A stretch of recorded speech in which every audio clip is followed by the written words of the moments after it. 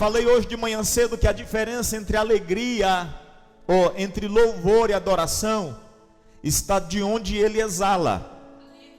Adoração exala do Espírito. Tá ou não está na Bíblia? Agora vocês lembram João 4, não lembra? Diz que Deus é o quê? E quem adora, adora Ele como? Dá uma olhadinha para o teu lado e diga: quem adora, adora em espírito. Agora quem louva, exalta na alma. Tem uns 7 anos que eu prometi esse estudo aqui, mas vai dar certo. A diferença entre adoração e louvor está justamente nisso. Porque adoração é no Espírito. Quem adora, adora em Espírito. Porque Deus é o quê? Espírito. Quem louva, louva na alma, na emoção. O Salmo de número 126 é um louvor.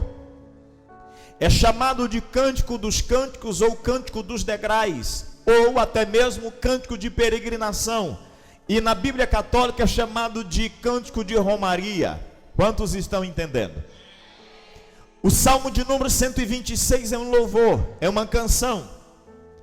E é uma canção que era entoada durante uma viagem de peregrinação ou de romaria até Jerusalém.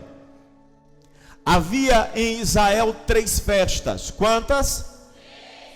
Essas 3 festas eram realizadas anualmente. Essas eram as principais. Existem mais delas, mas estas eram especiais. Ou seja, todo judeu, todo israelita tinha que sair da terra onde morava, pelo menos uma vez por ano, ir até Jerusalém e adorar. Entenda isso em nome de Jesus. Até hoje, um judeu, independente de onde ele esteja morando, pelo menos um representante da sua casa, ou que seja o patriarca ou a matriarca, tem que ir em Jerusalém para prestar um culto de adoração uma vez por ano, no famoso Muro das Lamentações. Era tradição, era cultural e era lei. Esse povo tinha que sair pelo menos uma vez por ano. Se eles estivessem a 600 quilômetros, a 500 quilômetros, a 800 quilômetros, eles tinham que se locomover de onde estavam. Vale se lembrar que alguns dos judeus cristãos, eles estavam localizados na Etiópia, na África, continente africano. Eles tinham que fazer uma romaria, uma caminhada de aproximadamente 800 quilômetros. Percebe-se que nós precisamos lembrar também que este povo não tinha carro, esse povo não tinha moto, não existia avião. As embarcações eram pequenas embarcações movidas a vento. Então, quando se falava em viajar, e uma viagem tão distante como essa, era necessário que eles fizessem caravanas para atravessar os desertos, para que não fossem atacados. Quantos estão prestando atenção? Para que não fossem atacados por salteadores, por ladrões no meio do deserto. Então eles formavam caravanas, e essas caravanas se locomoviam por uma semana, 2, 15, 20, 30 dias até, caminhando pelo deserto até chegar em Jerusalém, prestar um culto a Deus e retornar para a sua terra onde eles estavam morando. O Salmo de número 126 é um desses salmos que se entoavam, porque tudo que exala da alma, exalta a alma. Se você não entendeu, eu vou repetir. Por isso que é interessante e necessário que nós aprendamos a diferença entre adorar e louvar. Pastor, qual é mais importante? Os dois são necessários. Uma vez que quem adora, adora em espírito e exalta o espírito. Uma vez que quem louva, louva na alma e exalta. Está confuso ou está fácil de entender? Então vamos compreendendo, porque eu quero que você entenda a linha de raciocínio. Então, quando se falava em louvor ou um cântico, se falava em algo que motivava a alma. Motivava o quê? que motivava a alma. Eu estou falando de uma caravana que atravessa um deserto por 30 dias. Talvez uma das viagens mais longas seja aqui dentro do nosso país, seja daqui ao Rio Grande do Sul, 3 dias de viagem. Quem já foi até o Paraná, Santa Catarina, Rio Grande do Sul, de ônibus ou de carro? É uma caminhada longa, não é, irmão Machado? Cansativa. Eu estou falando de 2 ou 3 dias. Esse povo caminhava por 30. Era no ar-condicionado do ônibus. Era no sol caustigante do deserto. Era desmotivador ou não? A maioria saía, irmão, empolgado. É igual quando a gente aceita Jesus. Saía empolgado na caminhada e fazendo festa e tocando tamborim, mas até o 3º ou 4º dia, quando o sol já tinha arrebentado com a pele, quando a sede começava a bater, quando os pés já estavam calejados, o desânimo começava a bater. Mas preste atenção que Deus instituiu, também através das festas, os hinos que seriam louvados durante a caminhada, porque eles precisavam exaltar a alma. Então, quando eles iam caminhando e viajando por 20, 15, 30 dias, eles cantavam. E a ideia era trazer à memória o que Deus já tinha feito. Ele diz assim: quando o Senhor trouxe os cativos de volta a Sião, foi como se fosse um sonho. Porque então a nossa boca se encheu de riso, a nossa língua de cantos de alegria, e até nas outras nações se dizia: o Senhor fez coisas grandes por este povo. Aí o verso 3 diz: sim, coisas grandes fez o Senhor por nós, por isso estamos. Tem mais Bíblias aí, quer ver? Por isso estamos. Uau!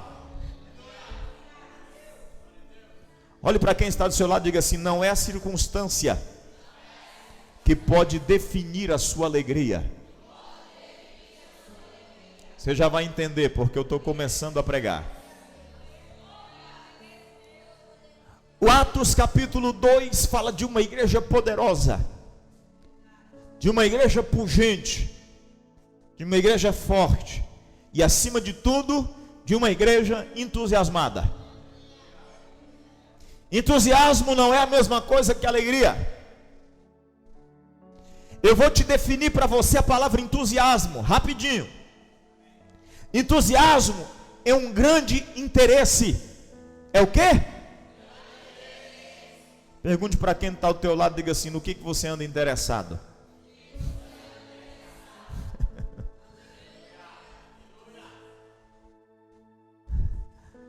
Entusiasmo é um grande interesse, é um intenso prazer. O Heber está entusiasmado. Se eu diminuir o ritmo da mensagem, ele dorme. Ele está assim, ó. Isso é a marca de um entusiasmo.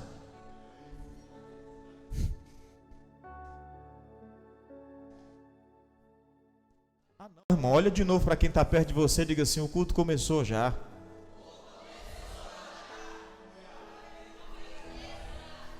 Aquela frase da transmissão ali: o culto já vai começar, já passou, faz hora, irmão.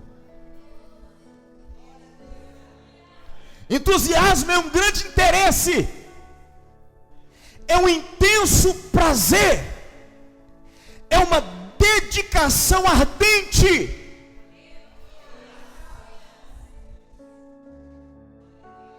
Se você pregar para pentecostal com menos do que isso aqui, você não chama a atenção dele. Por isso que eu estou tentando dar uma...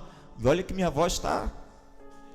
É uma dedicação ardente, é uma paixão.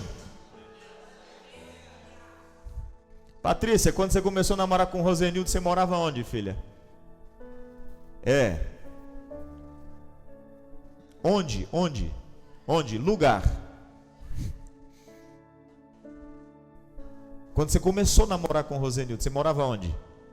Lá no Bela Vista. E o Rosenildo morava onde? Aqui no centro.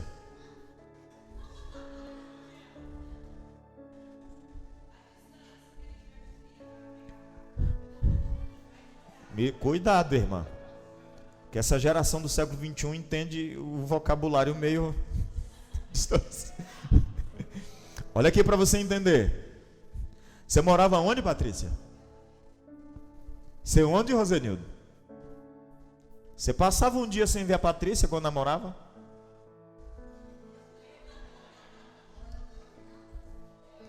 Daqui até no Bela Vista.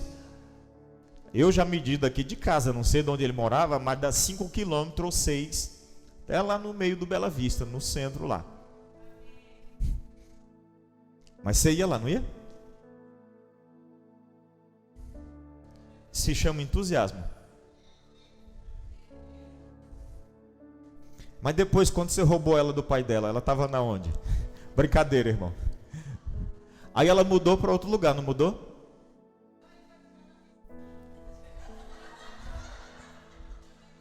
Ô, irmão, eu queria uns 10 crentes com esse entusiasmo. A pernada era muito longa, então já mudo logo para lá. Você está entendendo o que é entusiasmo? Você morava onde, Silvana, quando começou a namorar com o Henrique? E o Henrique? Agora eu não vou nem perguntar que vai dar zebra. Olha lá se já não teve algumas pedaladas de bicicleta.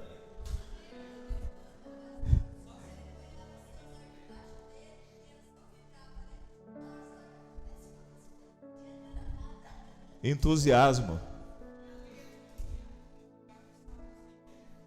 Quando a gente namora, existe ou não existe entusiasmo? Dá uma olhada para quem está do seu lado e diga assim: por que você perdeu o entusiasmo? Você só está namorando com o noivo ainda. E já perdeu o entusiasmo? Você ainda não é esposa, você é noiva. O noivo ainda vai vir para selar o casamento com a igreja. E por que nós perdemos o entusiasmo ainda namorando com o noivo?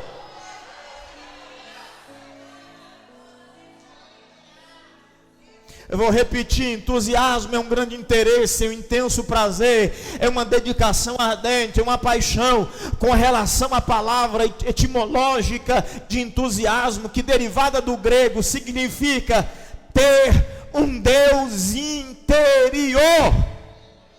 Não, você não entendeu. A palavra etimológica do grego significa ter um Deus que mora dentro de mim.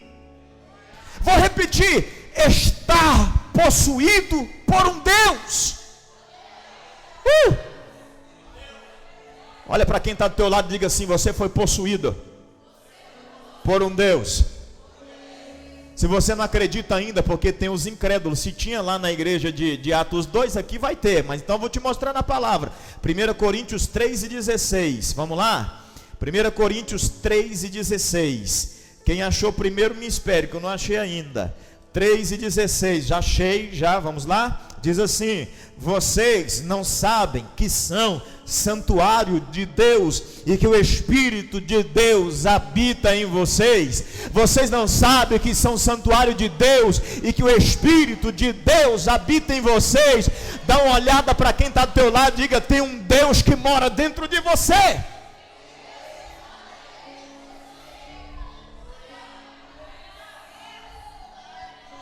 Por que nós estamos perto? Tem alguma coisa errada. Está acontecendo alguma coisa de errado. Se tem um Deus que me possuiu, se tem um Deus que mora dentro de mim, por que nós perdemos o entusiasmo?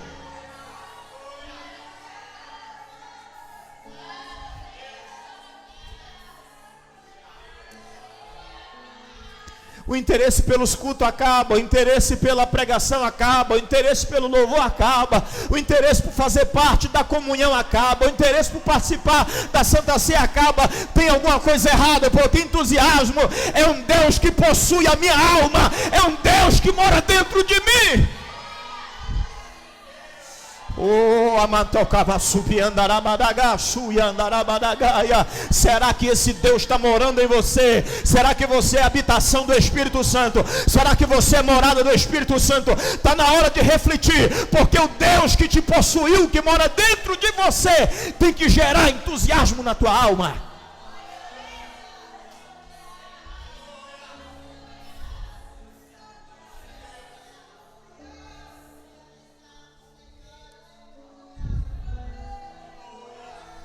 A gente fica tanto tempo longe de Deus que a gente não dá conta mais de sentir Ele.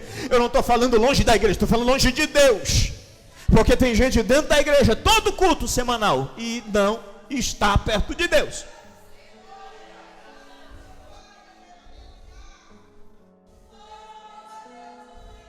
Eu vou te dar uma notícia. O Espírito Santo pode não estar morando mais em você. Dr. Kendall conta uma história, e esse livro é motivo de uma conferência que nós vamos fazer o ano que vem. Imersão no Espírito. Eu preciso de pelo menos 12 horas para te mostrar quem é o Espírito Santo e o que ele pode fazer na tua vida. Eu estou dizendo 12 horas, está tudo na Bíblia. Dr. Kendall conta uma experiência quando ele mudou para a Inglaterra, e na casa que ele morou tinha uma pomba. Por isso o Espírito Santo é ligado à pomba, não pombo.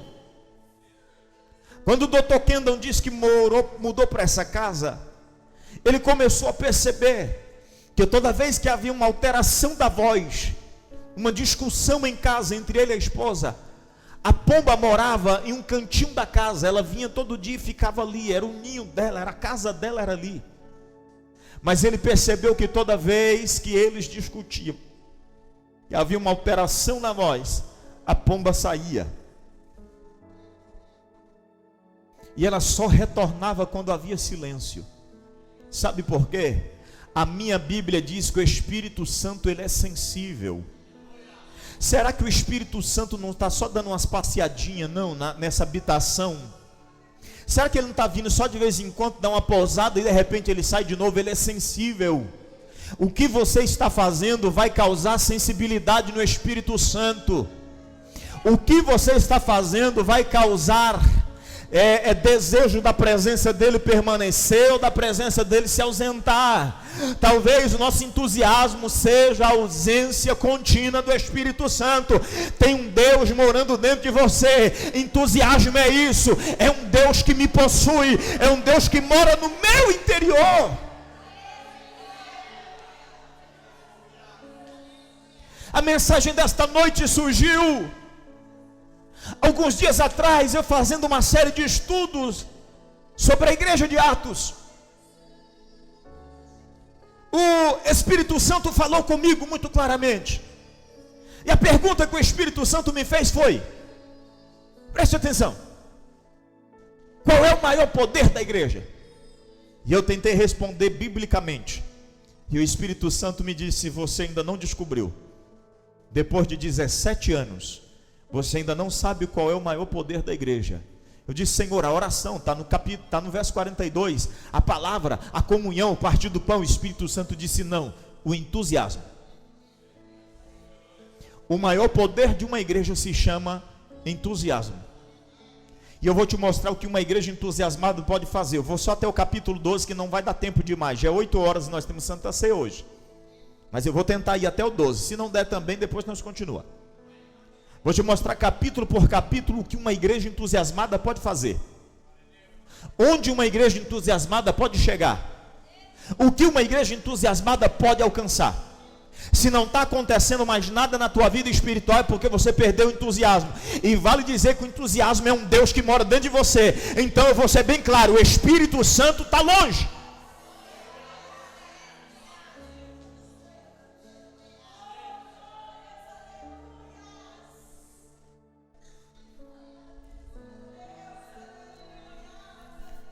Quantos estão entendendo? Então vou ler mais um texto antes de começar a pregar. João, capítulo de número, Evangelho de João, capítulo 15. Capítulo 15 do Evangelho de João, verso 9 até o 11. 15, verso 9, diz assim: como o Pai me amou, assim os ameis, permaneçam no meu amor. Se vocês obedecerem aos meus mandamentos, permanecerão no meu amor, assim como tenho obedecido aos mandamentos de meu Pai, e em seu amor permaneço. Aí o verso 11, para encerrar agora: tenho dito estas palavras para que a minha alegria esteja em vocês e a alegria de vocês seja completa. Não, você não entendeu. Para que a minha alegria esteja em vocês e a alegria de vocês seja completa. Para que a minha alegria esteja em vocês e a alegria de vocês seja... Ei, irmão, essa ideia de igreja triste não nasceu no evangelho. Isso é coisa de qualquer outra coisa, menos evangelho. Evangelho é alegria.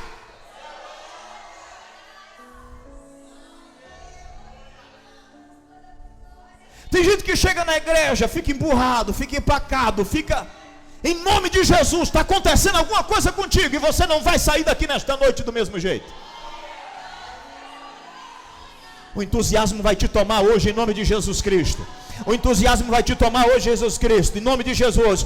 O Deus que habitava nos céus e saiu do céu para vir morar em nós, vai te entusiasmar de novo em nome de Jesus.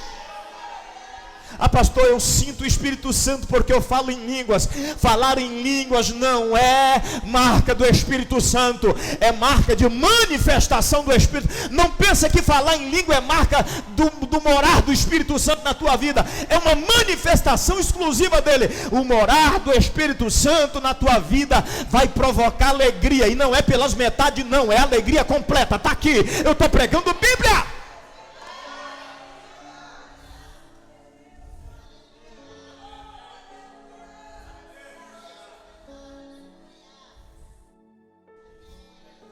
Eu estou dizendo isso para vocês, para que haja em vocês alegria, e não é uma alegria qualquer, uma alegria completa. Então, quando eles saíam caminhando no deserto, na romaria, na peregrinação até Jerusalém, eles estavam cantando e dizendo: o Senhor fez coisas grandes por nós. Você sabe qual que é o nosso problema? Nosso problema é achar que a alegria está relacionado com a circunstância atual.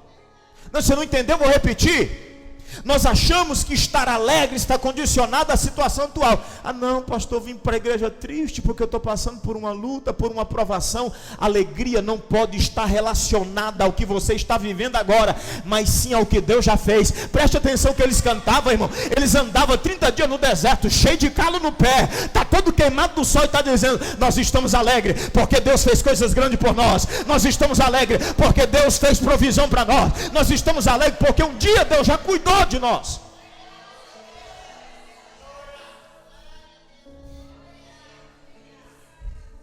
A alegria do Espírito não está relacionada ao que você está vivendo. Pastor, eu estou passando uma dificuldade no meu casamento, por isso que eu chego na igreja triste. Estou passando por uma dificuldade financeira. Então o Espírito Santo não está em você, porque a Bíblia diz que o Espírito que habita em mim vai me fazer lembrar das coisas do Pai, das coisas que foram feitas e das coisas que foram ditas. Então toda vez que a situação ficar difícil, ou que a situação ficar preta, como diz no ditado pouco popular, eu vou olhar para trás e dizer: Deus já fez, Deus já fez. Ei, Deus já me trouxe até aqui, Deus já me fez vencer situações piores do que essa. Eu estou alegre, eu estou entusiasmado porque Deus fez coisas grandes por mim. Oh, amanto casupiandarabadaga, show.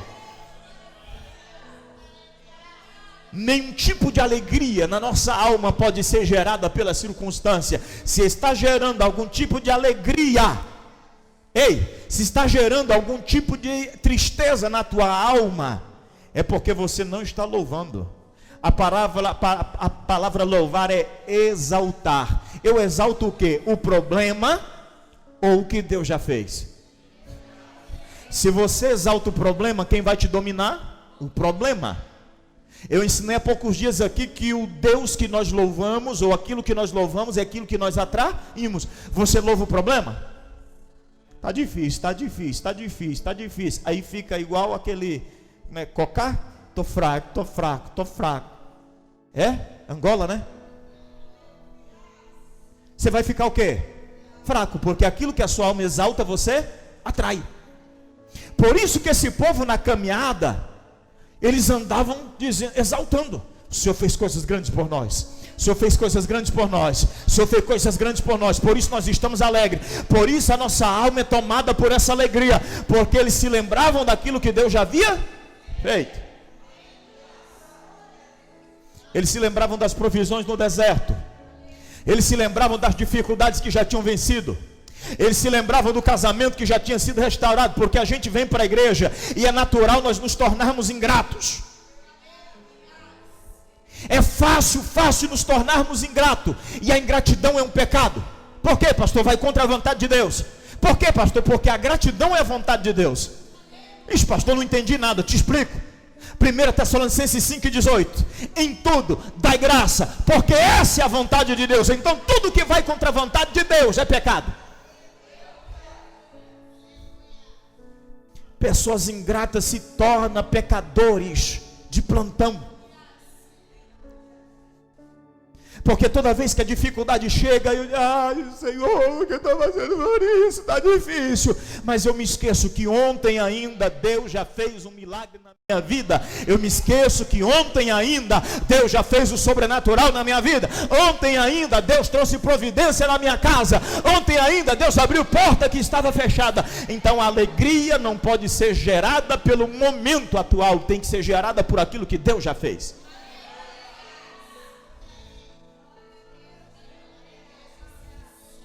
Ai, orama, subir, andará. Eu preciso pregar, eu posso? Já introduzi a mensagem, agora deixa eu pregar então. Vamos voltar lá em Atos. Atos capítulo de número 3, por favor. Diz assim: certo dia Pedro e João estavam subindo ao templo na hora 9, às 3 da tarde. Estavam sendo levados para a porta do templo chamado Formosa. Um aleijado de nascença que ali era colocado todos os dias para pedir esmola aos que estavam no templo, vendo que Pedro e João iam entrar no pátio do templo, pediu-lhe esmola. Pedro e João olharam bem para ele, e então Pedro disse: olha para nós. O homem olhou para eles com atenção, esperando receber deles alguma coisa. Então Pedro disse: eu não tenho nem prata e nem ouro, mas o que eu tenho, isso eu te dou. Pega em nome de Jesus, recebe entusiasmo.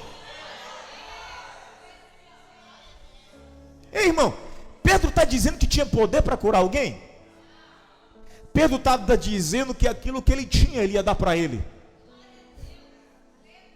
Ixi, só 10 entendeu, irmão. Pedro estava dizendo que aquilo que ele tinha, ele ia transmitir para ele. E quando Pedro transmite entusiasmo, o Deus que mora dentro dele, na vida do aleijado, o aleijado pula e já começa a andar. Estou falando pula no sentido alegórico. Eu não quero acreditar que ele deu um salto mortal e já caiu de pé. Mas eu quero dizer para você, em nome de Jesus Cristo, que a cura daquele moço só pôde acontecer porque existia entusiasmo dentro da vida de Pedro. Ei, eu vou te perguntar em nome de... sabe por que tudo ao nosso derredor está morrendo? Não, você não entendeu. Você sabe por que tudo ao nosso derredor está morrendo? Porque nós perdemos o entusiasmo. O Deus que habita dentro de você, o entusiasmo que existe dentro da tua alma, vai gerar vida naqueles que estão próximos a você. Quem chegar perto de você doente vai ter que sair curado. Quem chega perto de quem está entusiasmado sai motivado.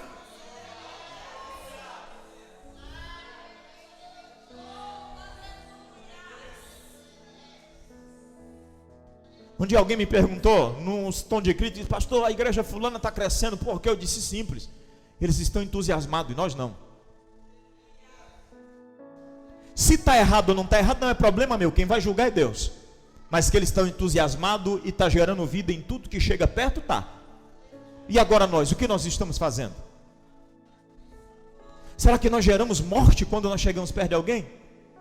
Alguém chega até mais ou menos animado, mas a gente chega tão desanimado, com tanta falta de entusiasmo, que até o nosso paz do Senhor mata a gente. Paz do Senhor, irmão. Às vezes eu chego e digo: Pai do Senhor, Pai do Senhor, misericórdia, não vou nem beirar. Eu não quero morrer. Eu quero estar perto de gente que gera vida. Eu quero estar perto de gente que gera vida. Eu quero estar perto de pessoas que geram vida. Uma igreja entusiasmada gera vida.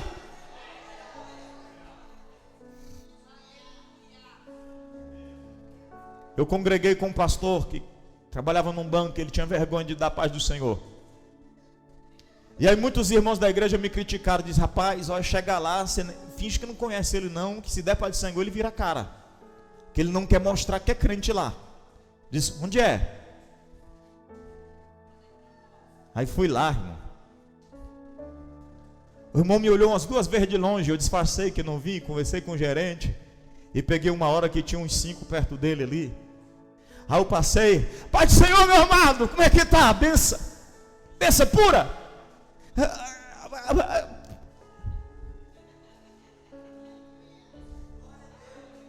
Ô irmão, gera vida perto de quem está de você, gera vida na vida de alguém que chega perto de você.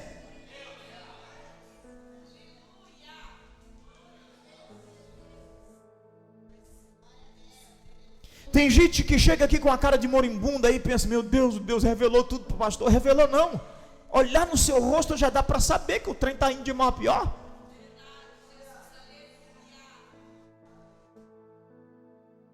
Tem gente que chega na igreja, irmão, só de você olhar você pensa: meu Deus do céu, cara.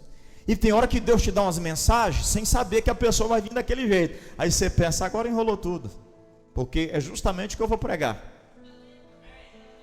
A pessoa estava bem assim: glorifica, irmão. Amém, Jesus, aleluia. Ei, irmão, o Espírito Santo se afastou da sua vida e hoje é noite dele retornar. Porque o entusiasmo é um Deus morando dentro de nós. Quem não entendeu vai entender o que é. Essa vai ser a frase que nós vamos usar aqui. Tem um Deus morando dentro de nós. Isso é entusiasmo.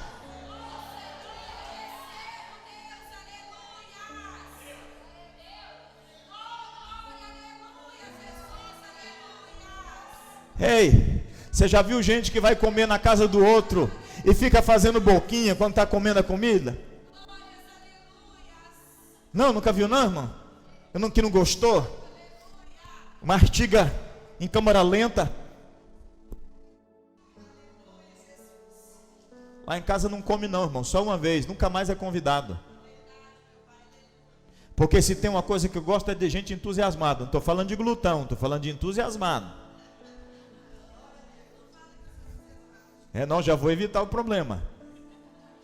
Entusiasmado, gente que come, diz que bom, ou comida gostosa. A gente podia chegar assim na igreja, irmão, entusiasmado. Chegar e se alimentar com vontade, não ficar fazendo cara de que não está gostando da comida. O entusiasmo é o Espírito Santo habitando em nós. E se o Espírito Santo habita em nós, preste atenção, a palavra vai chegar e por mais confrontadora que ela seja, quem vai receber a palavra não é você, é o Espírito Santo. E depois ele vai injetando na tua alma devagarinho. Ele vai injetando na tua alma devagar. Mas se o Espírito Santo não tiver, a primeira coisa que você vai fazer é ser confrontado e vai rejeitar.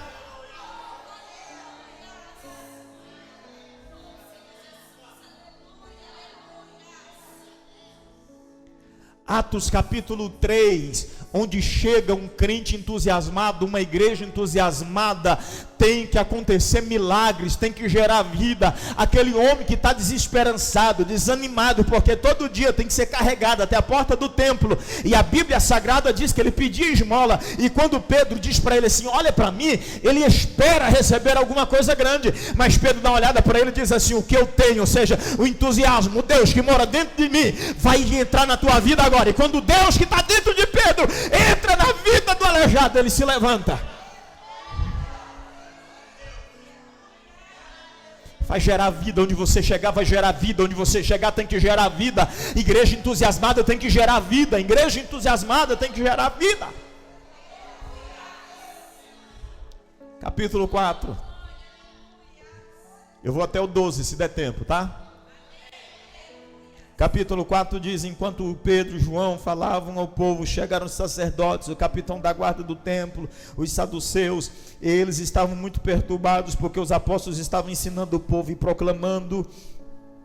proclamando em Jesus a ressurreição dos mortos. Agarraram Pedro e João, e como já estava anoitecendo, os colocaram na prisão até o dia seguinte.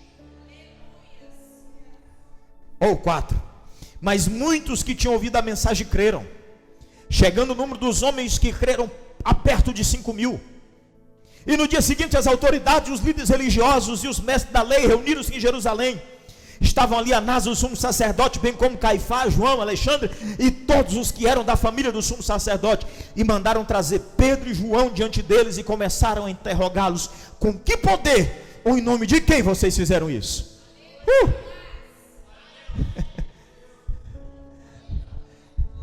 Vai incomodar a gente, irmão. Tem que incomodar. Se o teu entusiasmo não incomodar quem não crê, quem está lá em cima, não é entusiasmo. Tem entusiasmo, tem que incomodar alguém.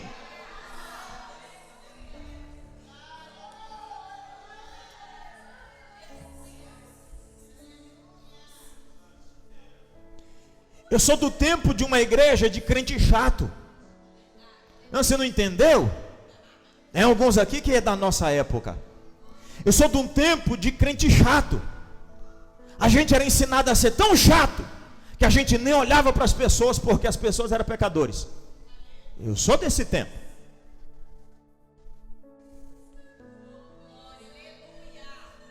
Se chegasse uma pessoa que não tinha o nosso padrão, está repreendido em nome de Jesus. Não posso nem olhar, porque se é um pecador, se eu me misturar, eu sou desse tempo, de um povo chato.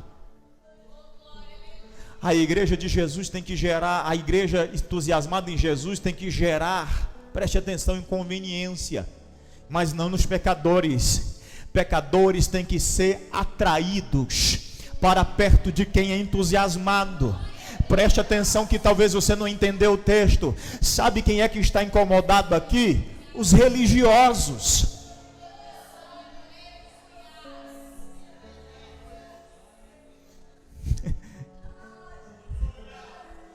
Os religiosos ficam incomodados com um crente entusiasmado. Pedro e João está todo vapor, irmão, está no entusiasmo louco. Os religiosos dizem: manda prender, porque esses caras estão fazendo uns negócios aí, está sendo preocupante. Aí chega nele: com que poder vocês fazem isso? Ou em nome de quem? Mas preste atenção que tem 5.000 pecadores arrependidos, que no outro dia levanta cedo e diz assim: o quê? Vamos ficar aqui não, nós vamos lá para onde Pedro e João estão sendo julgados, e vamos ficar lá de perto, olhando e observando o que Deus vai fazer. Religioso se incomoda com glória a Deus do outro, religioso se incomoda com grito, religioso se incomoda, irmão. Mas crente entusiasmado não. Pecador, ele quer estar perto de gente entusiasmado, porque vai alimentar a alma dele também.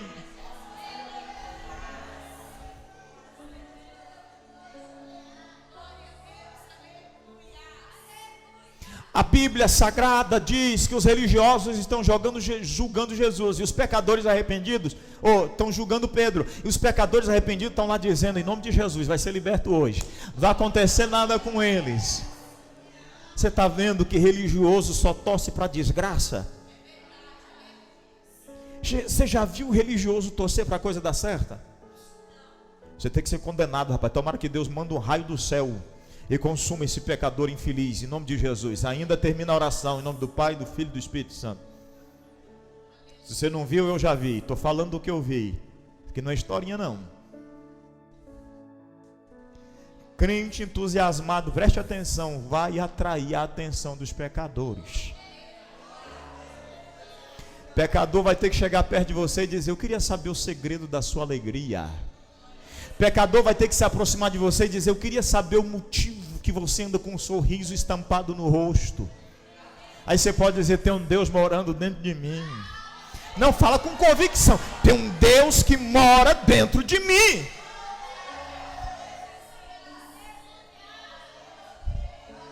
Você acha que é qualquer um que pode falar isso, irmão? Tem um Deus morando dentro de mim.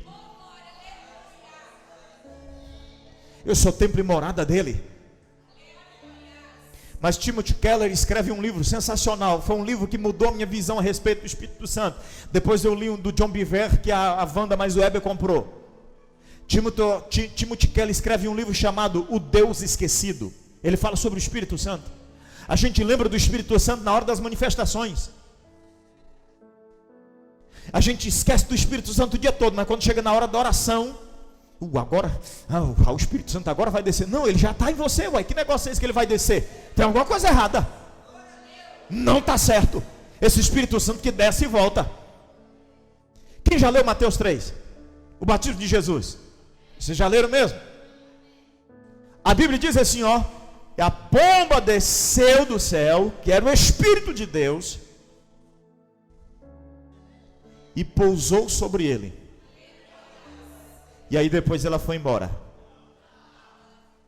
Está claro no texto. E nunca mais se ausentou dele. Você quer saber por que Jesus andava fazendo maravilha e atraía tudo quanto era tipo de gente para perto dele? Porque o Deus que foi esquecido entre nós morava nele.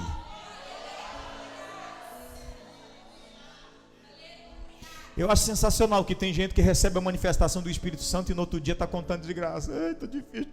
Irmão, eu fico preocupado. Eu parei de orar aqui na frente, vocês perceberam? Tem 1 ano que eu estou segurando, porque eu gosto de sair para cima mesmo, irmão. Eu sou pentecostal. Só que eu estou evitando de fazer, porque às vezes a gente vem cá e recebe, no outro dia a gente está, eu preciso de ajuda, estou morrendo. Que Espírito Santo é esse que desceu na tua vida? Hoje e amanhã você está. Ele tem que descer e tem que fazer morada. E a visão que ele vai te dar de futuro, lembrando do passado, vai te fazer superar o presente. Se você não anotou, perdeu, porque eu também esqueci já. O Espírito Santo vai te dar visão do futuro, lembrando do passado e superando o presente. Se nós não entendermos isso, nós não vamos viver o extraordinário de Deus. Entusiasmo é o Espírito de Deus, é um Deus morando dentro de mim. No capítulo 4, irmãos, eles prenderam os 2 caras errados. Que se eles tivessem preso qualquer um, eles tinham condenado, porque um homem foi curado na porta do templo e causou alvoroço. 5.000 pessoas, é ou não é alvoroço, irmão? É quase Feliz Natal inteiro se movimentando e juntando gente. Aquele, preocupa ou não preocupa as autoridades? Sim, ué. Mas esses caras tão cheios do Espírito Santo, provocou um alvoroço em Jerusalém. Esses homens estão cheios de entusiasmo, e quando ele chega cheio de entusiasmo, perguntam para ele: no nome de quem vocês fizeram estas coisas? Aí no verso 20, olha a resposta de quem é entusiasmado, irmão. Nós não podemos deixar de falar o que vimos e ouvimos.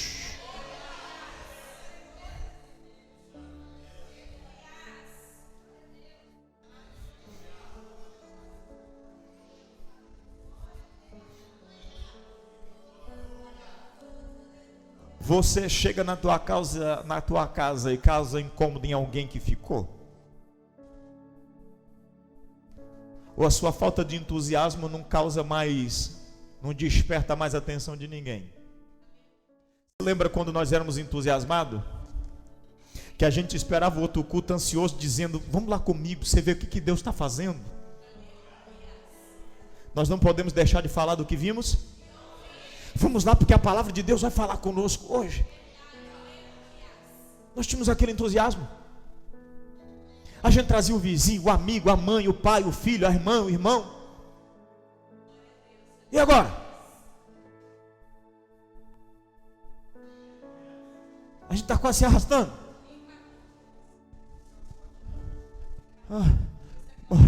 Oh Jesus, ainda falta 100 metros para chegar na igreja. Tomara que o culto termine rápido. Tomara que a mensagem hoje seja mais light. Pessoa entusiasmada, quando chega na frente, tem que gerar incômodo, irmão. Pessoas entusiasmadas chegam na frente do sinédrio e está dizendo assim: vocês não estão gostando do que está ouvindo? Não. Vocês não estão gostando do que viu? Não. Só que nós não podemos deixar de falar do que nós vimos e do que nós ouvimos.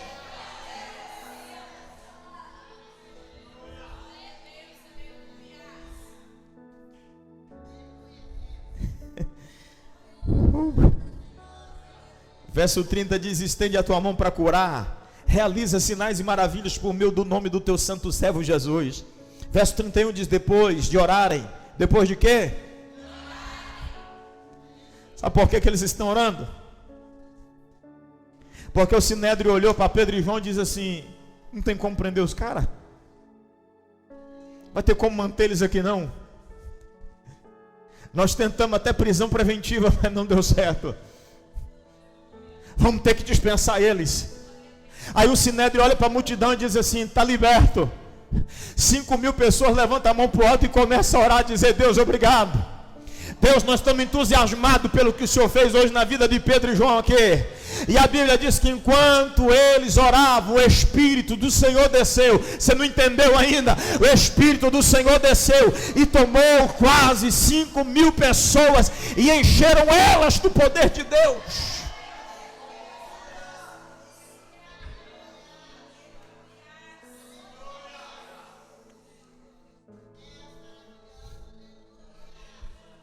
Deixa eu fazer uma pergunta, não precisa ter medo e nem vergonha não. Quem já foi jogador de truco aqui? Quem já jogou baralho? Não, por favor, irmão, não tenha vergonha não, pode falar aqui. Você deveria ter cuidado se eu perguntasse para você se você joga. Aí você deveria ficar meio, meu Deus do céu. Mas se você já jogou, está no passado. Quem é que jogava aqui? Aumentou mais um.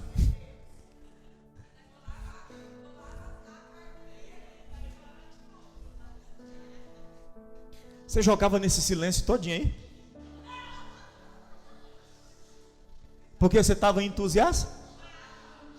De uma forma errada, mas estava. Porque a palavra entusiasmo quer dizer um Deus morando dentro. Mas existia uma euforia, o que nós chamamos de euforia. Aquela alegria externa. E a gente gritava, a gente ia para cima, eu não vou perder não. Lutava com unhas e dentes para ganhar a jogada. E pensava como. Agora preste atenção. Era euforia, e a gente fazia isso. Agora, irmãos, a notícia de que tem um Deus morando dentro de mim. Ah, não. A notícia de que tem um Deus morando em mim e não gera nenhum tipo de entusiasmo, está em alguma coisa errada. Tem alguma coisa que não está certa.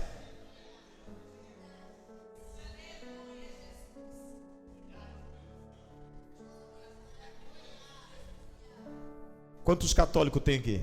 Quantos católicos? Não tem nenhum? Quantos já foram? Só tem um.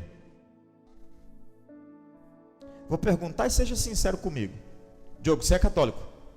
Você vai na missa? Quantas vezes por semana? Não é não. Ele está pensando que é. Já ganhamos ele já.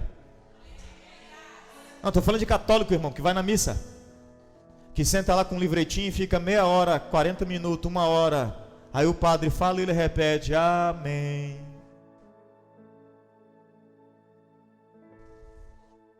Sabe por que a igreja brasileira sofre? Porque nós somos doutrinados por uma cultura católica.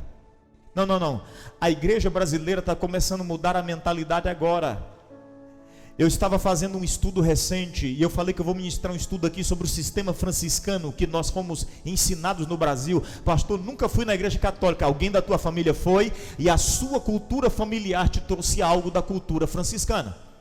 E você nem sabe. Quando eu falar aqui, você vai descobrir coisa extraordinária. Pastor, eu nasci na igreja, mas alguém da tua família, nem que tenha nascido a 3ª geração antes de você, foi um católico e trouxe um sistema cultural. E nós viemos para a igreja e nos tornamos cristãos do mesmo jeito. O pastor fala, a gente espera a hora do amém. Amém. Glória a Deus. Aleluia. Ei, irmão, igreja entusiasmada.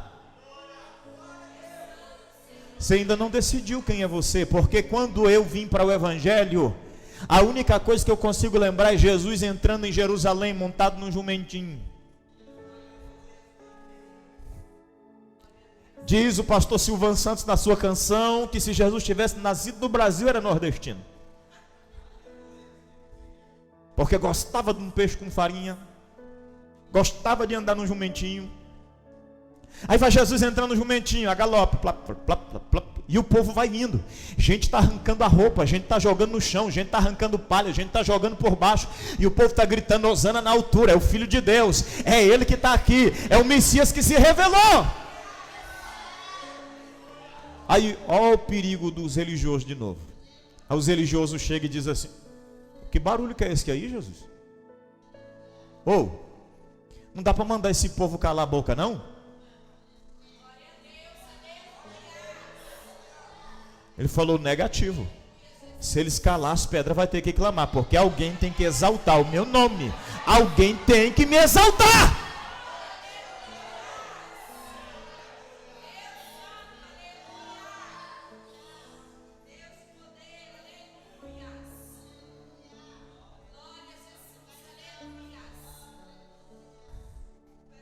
Isso aqui não é uma missa, é um culto.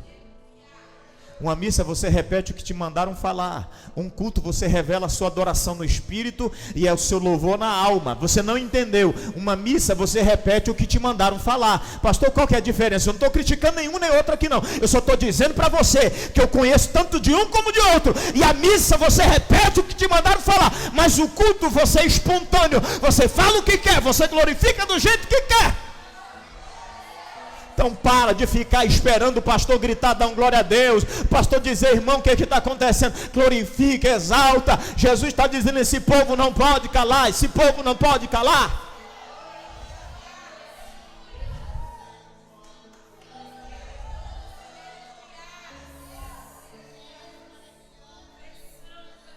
Ah não, pastor, é que eu sou tímido. Não, pastor, é que eu sou tímida. Negativo. O problema não está na sua timidez, está na sua falta de entusiasmo. Eu disse que o entusiasmo é o quê, irmão? Isso aqui tem que ficar gravado na nossa mente. É um Deus morando dentro? Então quem é mais forte, eu ou Deus?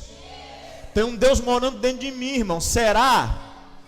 Porque se tem um Deus morando dentro de mim, Ele vai vencer tudo que eu sou.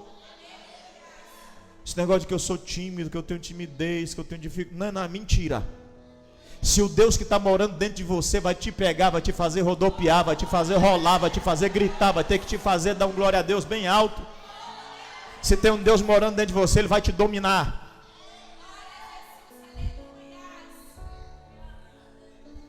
E o primeiro hino que Ele vai cantar na tua alma é o funk do Rio. Está tudo dominado, está tudo dominado. Se Ele não fizer isso, tem alguma coisa errada. É um Deus morando dentro de você. Se não te dominou por completo, se não te dominou tudo, então tem alguma coisa errada. Tem 5.000 pessoas que quando Pedro e João é liberto do sinédrio, eles levantam a mão para cima e começam a agradecer a Deus e dizer, Deus, obrigado, obrigado, obrigado. Enquanto eles estão agradecendo e adorando, a Bíblia Sagrada diz que veio o Espírito do Senhor e desceu sobre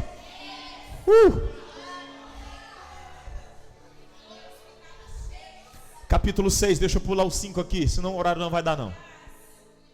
Para mim o 6 e o 7 é mais importante agora. Olha aqui para mim. Atos capítulo 6 e 7. Diz que houve necessidade por causa da demanda do trabalho dos pastores da igreja, ou dos apóstolos. Houve a necessidade de separar diáconos.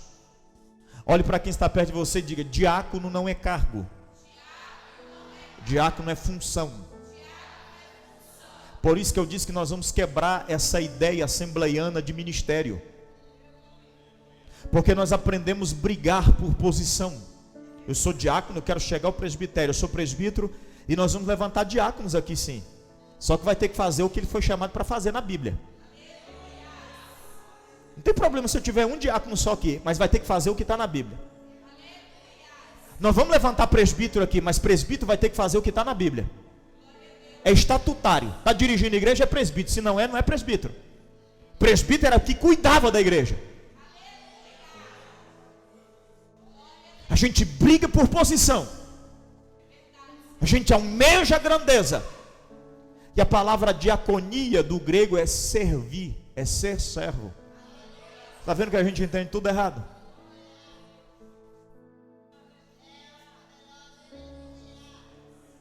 Quer ter posição, vai ter que ter função.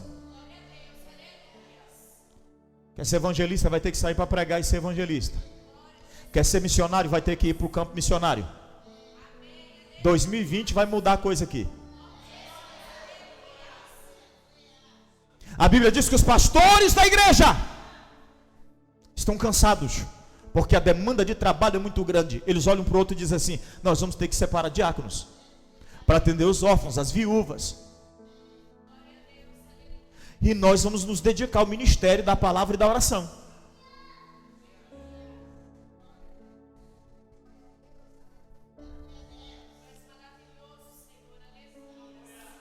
estou estudando com o pastor Ebi Uber, um dos maiores implantadores de células do Brasil. Só no Pará eles têm 6.000 células. São mais de 22 mil membros a igreja deles.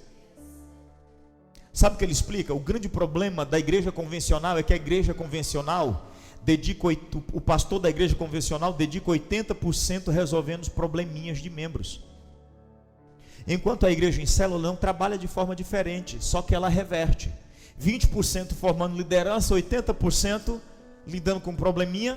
Nós só invertemos a ordem, nós passamos 80% do nosso tempo formando liderança. E 20% do tempo nós resolvemos problema, porque os nossos grupos, nossos líderes são formados para ajudar-nos a resolver problema. Está na Bíblia. Está aqui, Paulo, ou Pedro e João estão cansados junto com os outros apóstolos, porque do tanto de picuinha e probleminha. Ele falou, vamos levantar diáconos para resolver esses problemas, porque nós temos que nos dedicar ao ministério da oração e da palavra.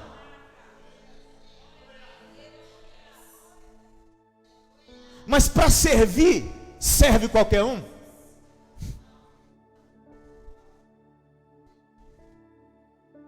Porque para servir tem que ter humildade.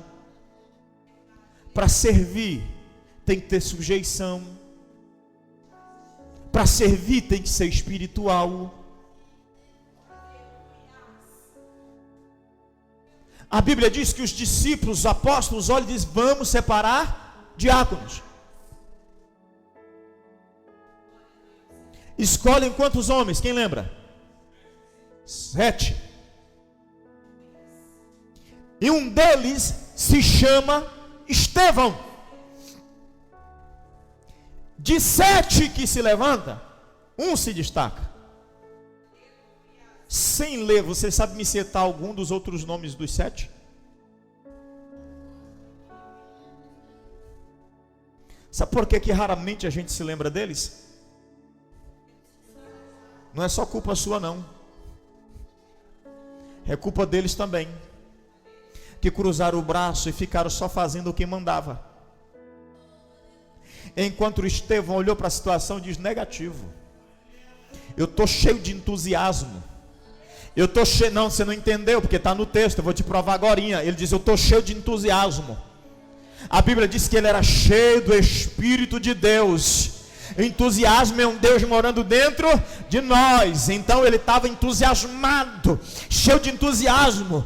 Estevão sai pregando a palavra, sai quebrando o pau. De repente os caras começam a discutir com ele. Os doutores da lei começam a discutir com Estevão, e ninguém consegue discutir com ele. Ninguém consegue argumentar com Estevão, porque Estevão era cheio do Espírito e de sabedoria. Está no texto, irmão. Ah, pastor, mas eu não tenho sabedoria. Peça a Deus que lhe dá liberal e não lhe lança em rosto. Mais sensacional ainda é que ele dá e não fica jogando na cara. Eu te dei, viu? Por isso que Paulo, escrevendo aos Romanos, diz que lá no capítulo 11, que os dons que Deus dá são irrevogáveis. Escrevi um texto essa semana. A grande pergunta que sempre me fizeram, por que tem algumas pessoas que pecaram, caíram e Deus continua usando? Não é Deus que continua usando, Ele continua usando o dom que Deus deu. Deus não toma. Os dons são irrevogáveis. Deus não toma o dom. Dom é presente, é charisma. Ou você dá presente e depois pede de volta? Não? Tá bom, então Deus, que é mais sábio do que nós, você pode ter certeza que o Espírito Santo fica também, porque ele veio para distribuir os dons. Quantos estão entendendo? Estou quase terminando, falta 1h30 só.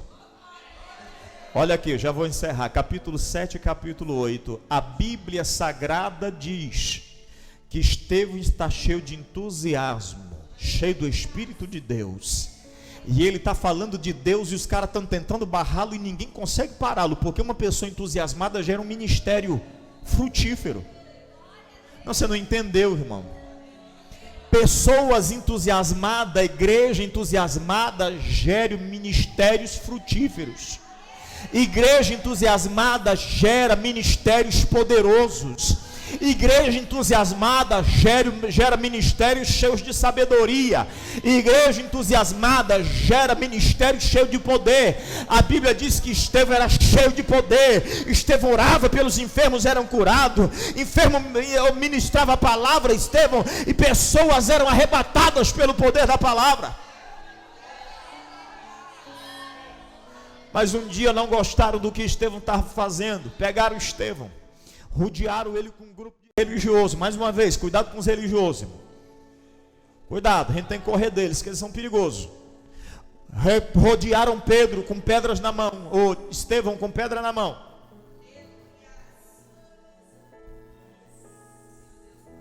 Ô Estevão, é o seguinte, você nega Jesus ou então...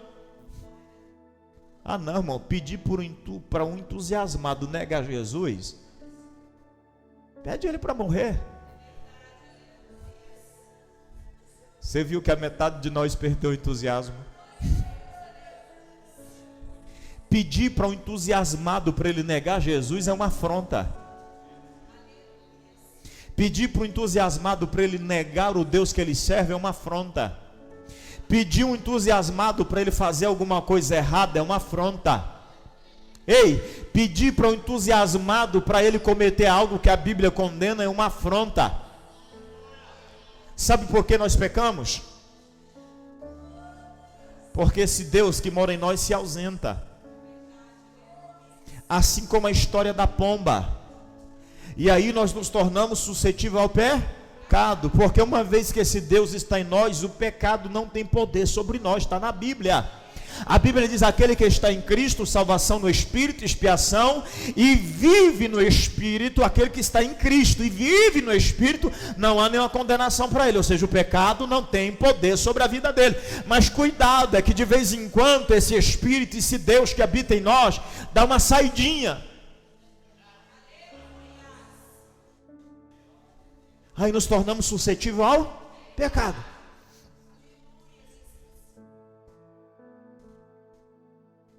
Alguém um dia me disse: pastor, o senhor fala muito sobre quem peca, o senhor nunca pecou, já demais. Mas tenho 17 anos do meu ministério sendo fiel ao meu Deus. Não é que nunca me deu vontade, não. Não é que minha carne nunca tenha tido vontade, não. Mas é que o Deus que mora em mim, Ele tem que dominar tudo. Você está descobrindo aí por que do pecado? Mesmo? Então vou continuar.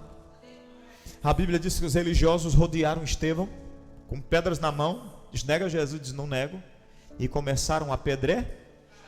Eu não vou ler aqui porque o tempo não dá mais. Mas a Bíblia diz que começaram a apedrejar. Irmão, quem crente entusiasmado é outro nível. Por isso que eu citei para você que quando eu vejo o crente chegando: está difícil, estou quase desistindo, eu já fico preocupado. Porque um crente entusiasmado está sendo apedrejado, tem sangue correndo no rosto. Aí ele se levanta, dá uma olhadinha para o céu.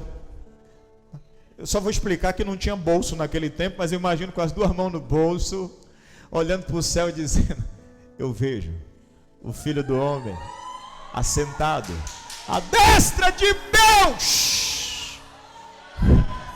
Sabe o que ele está dizendo? O Deus que vocês estão querendo que eu nego, eu estou vendo ele assentado em um trono.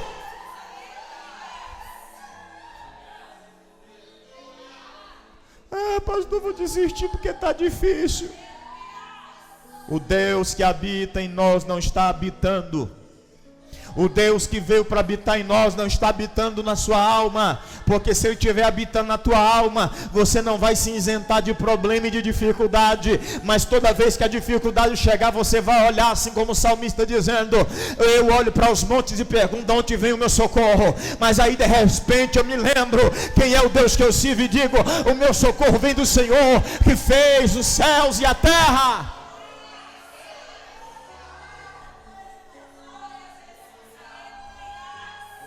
Crente entusiasmado é assim. Crente entusiasmado tem essa característica. preciso terminar. Capítulo 9. A Bíblia Sagrada diz que um homem chamado Saulo se levanta como perseguidor da igreja. Porque esta igreja está tão entusiasmada que preocupa um religioso do seu tempo. E ele mesmo diz: eu fui extremo zeloso pela lei. Então quando ele vê esse povo entusiasmado surgindo, e ele é do grupo dos convencionais, que coloca as duas mãos na coxa e fica adorando.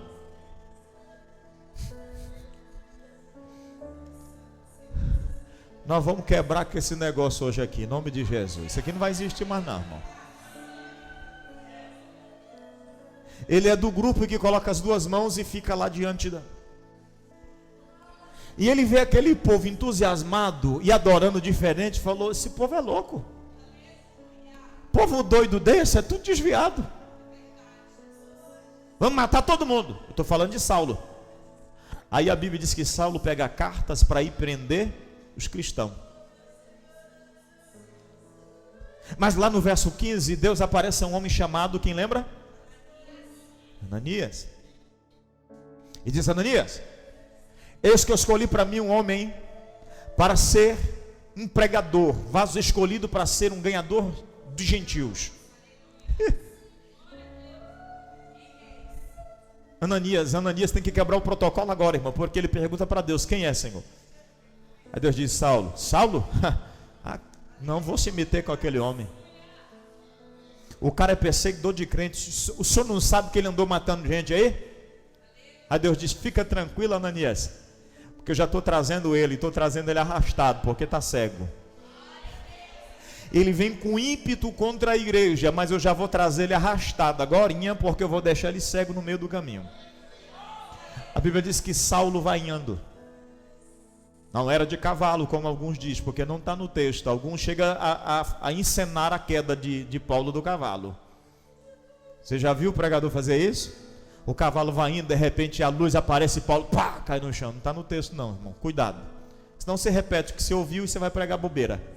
Paulo está andando, e só Paulo vê o clarão que aparece, e todos os outros ficam atordoados com a situação, que Paulo cai no chão, e começa a gritar: quem é o Senhor?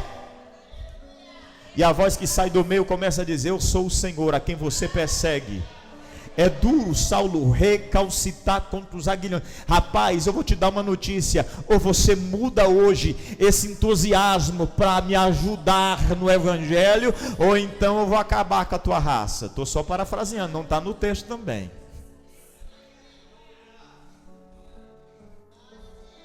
Paulo era entusiasmado, irmão. Só que o Deus que morava nele ainda não era o Espírito Santo, era o Deus da religião. E o Deus da religião, ele é perigoso, porque o Deus da religião me faz querer enxergar do jeito que eu quero, e não como o Espírito Santo.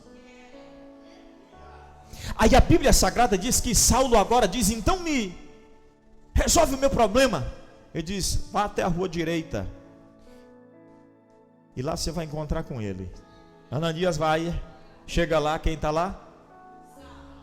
3 dias jejuando.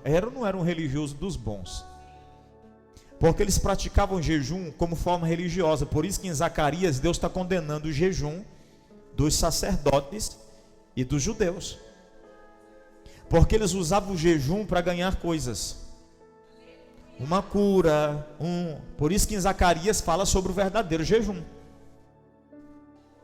Aí a Bíblia Sagrada diz que Paulo está jejuando porque considerava.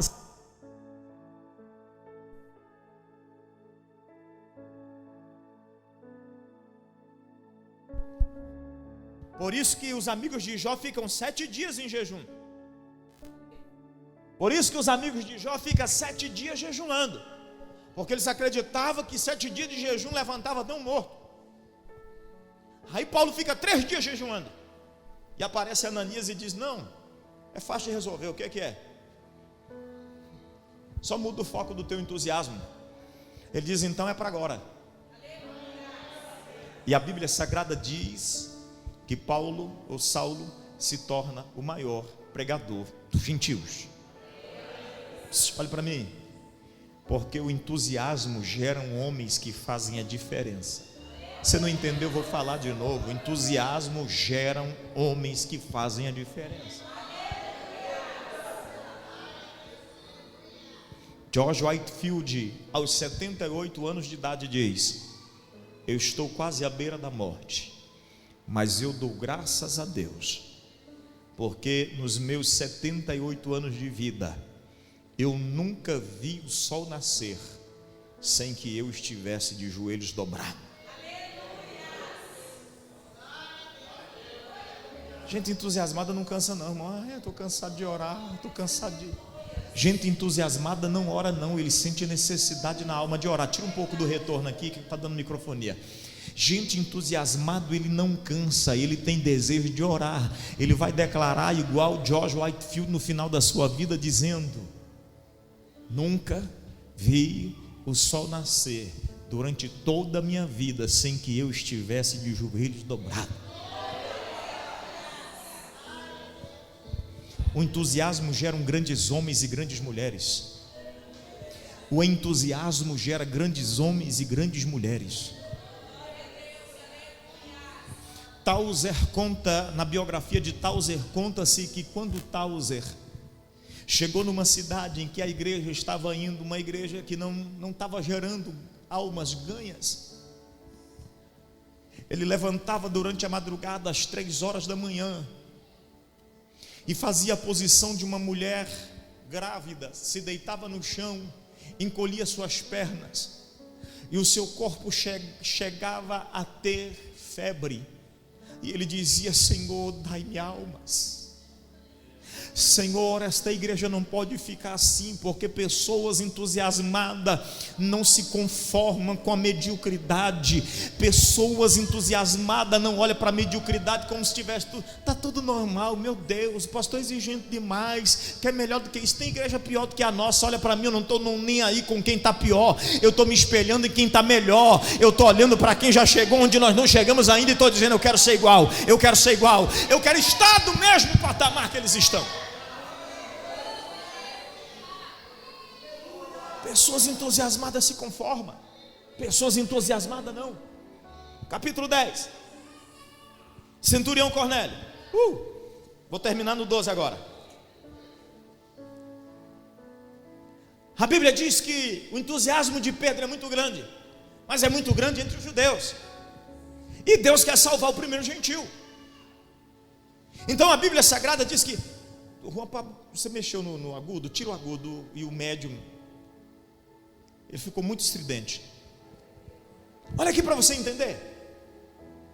Um dia Cornélio está orando em casa com a sua família e está dizendo: Deus, eu queria que esse evangelho aí dos cristãos chegasse aqui também. Também queria ser alcançado por esse entusiasmo. Tem um Pedro entusiasmado, mas um Pedro entusiasmado ilimitado. Aí Deus falou: deixa eu resolver esse problema. De noite dá uma visão para Pedro. Pedro não entende nada, Deus torna a dar visão. Aí Deus diz para Pedro: Pedro, vai até a casa de Cornélio e prega para ele a minha palavra, o meu evangelho. Você não entendeu nada. Uma igreja entusiasmada, ela não fica limitada. Uma igreja entusiasmada, ela não fica limitada. O evangelho chega onde ele não poderia chegar. Uma igreja entusiasmada não fica limitada, porque o evangelho sai de dentro das 4 paredes e chega onde não podia chegar. Nós somos péssimos em evangelizar a nossa família.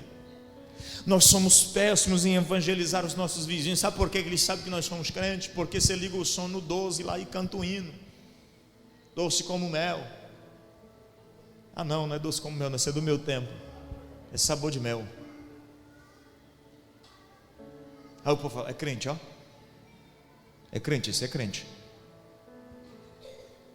Mas ele nunca vai conseguir enxergar o entusiasmo que tem na sua vida pelos louvores que você toca em casa. Ele só vai conseguir enxergar o entusiasmo na sua vida assim como aconteceu com Pedro e João. O que eu tenho eu quero te dar também. Eu não quero que esse negócio fique só comigo não, porque é poderoso demais. A gente só consegue transmitir para os outros aquilo que é poderoso demais para mim. Então, quando eu não consigo segurar em mim, eu quero que outras pessoas tenham.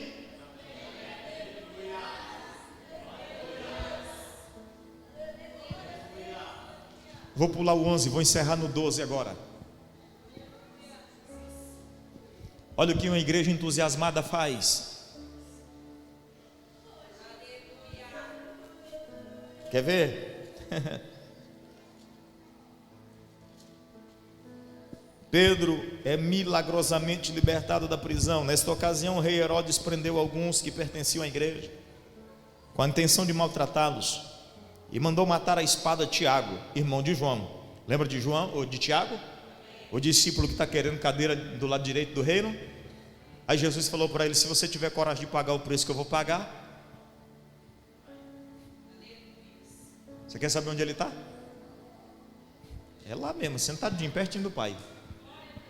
Porque Jesus prometeu, foi Jesus que falou: se você tiver coragem de beber o cálice que eu bebo e provar do Espírito que eu provo, pronto, vai sentar do meu lado. Tiago provou ou não provou?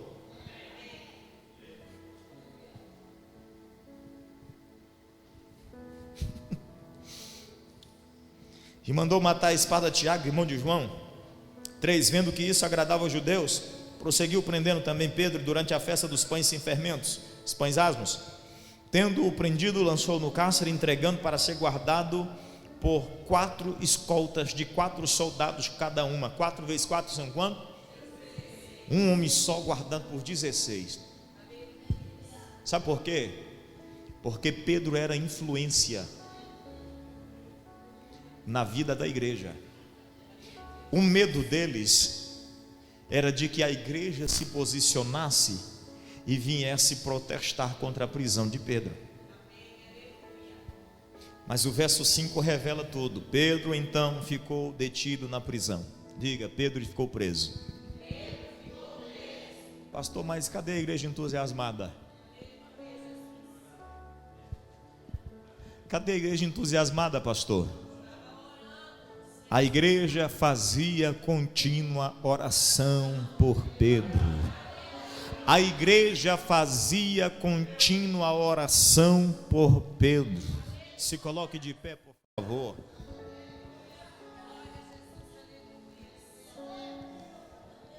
Uma igreja entusiasmada não aceita a situação. Uma igreja entusiasmada não se conforma com a prisão de Pedro. Uma igreja entusiasmada não cruza o braço e diz: agora acabou a igreja, o pastor foi preso.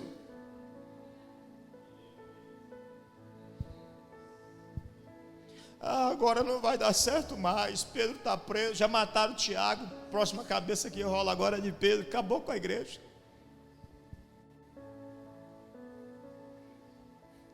Uma igreja entusiasmada se levanta e diz: vamos reagir.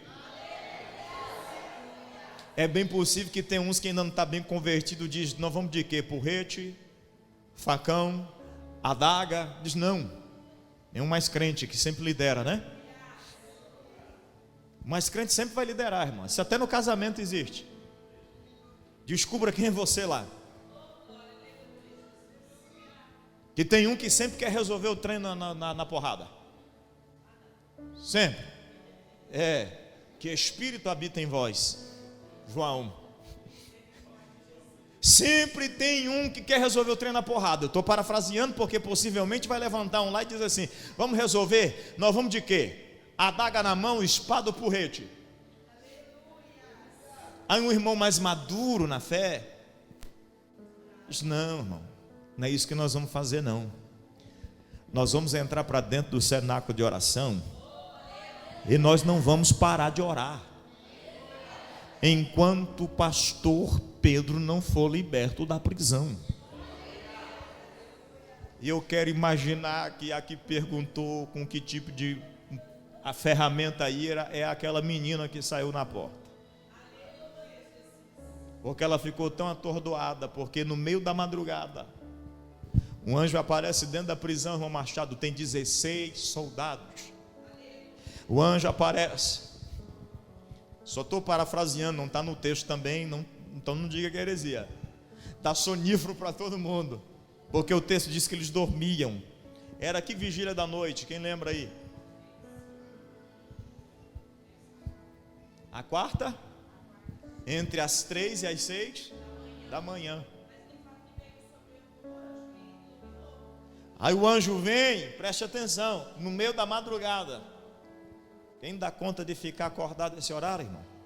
Quem já trabalhou de noite aqui? Madrugada. É o pior horário, ou não é? Entre as 2 da manhã e as 5. Trabalhei 3 anos de madrugada fora. Então o anjo prepara tudo.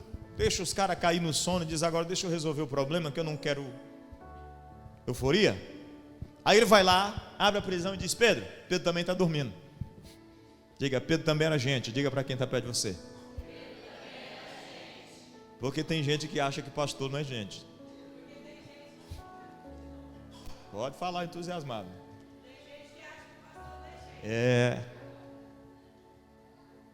Um dia o irmão falou para mim: pastor, não te liguei hoje durante o dia todo, porque falei, provavelmente o pastor vai estar em oração. Eu disse: ô irmão, você está falando do Papa, então, porque eu não dou conta de ficar o dia todo orando, não, irmão. Tem tanta coisa para fazer.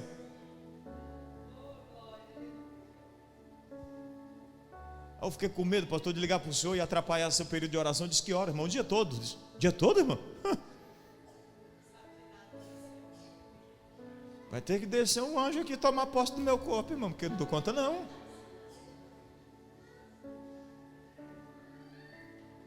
Diga então mais uma vez: Pedro também era gente.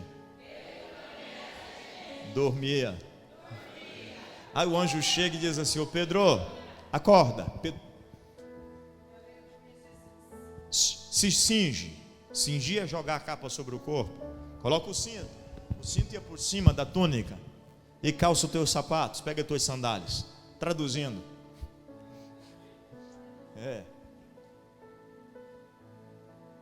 Estava dormindo só de cirola. O anjo falou: não, você quer ir embora para casa? Veste esse negócio aí, rapaz, tu não está muito bonito não. Imagina, irmão. Aí a Bíblia Sagrada diz que o anjo manda Pedro se cingir, colocar o cinto, colocar as sandálias. Abre a cela, Pedro sai andando atrás do anjo. Abre a segunda cela, Pedro sai andando atrás do anjo. Abre a terceira cela e quando chega lá fora o anjo some. Aí que ele se dá conta de que não era uma visão, porque até agora ele está achando que está sonhando.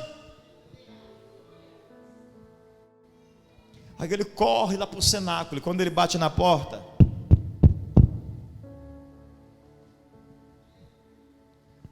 sai uma menina para abrir a porta. Eu quero acreditar que era a Carol. A Carol dá uma abrida na porta, olha na cara do pastor e diz: meu Deus do céu, o homem estava preso até agora. Pá, fecha a porta na cara de novo de Pedro. Sai correndo para dentro gritando: Pedro está aí, Pedro está aí. Eu imagino alguém dizendo: e está lá fora fazendo o quê? Tu não abriu a porta? Abri, mas fechei de novo. Está no texto, é só ler. É a Carol. Olha aqui para mim, para você entender em nome de Jesus. Uma igreja entusiasmada não aceita a situação, ela reage. Não, você não entendeu, eu vou repetir. Uma igreja entusiasmada, ela não aceita, ela reage. Encerra a transmissão para mim, por favor. Uma igreja entusiasmada, ela não aceita a circunstância, ela reage. Uma igreja entusiasmada, ela entra para dentro do cenáculo e dobra o joelho em oração. Uma igreja entusiasmada, ela diz: não vai ficar desse jeito não, nós vamos dobrar o joelho e vamos orar até Deus resolver o problema. Uma igreja entusiasmada, ela se levanta e diz: nós vamos reagir, porque nós temos um Deus que é poderoso.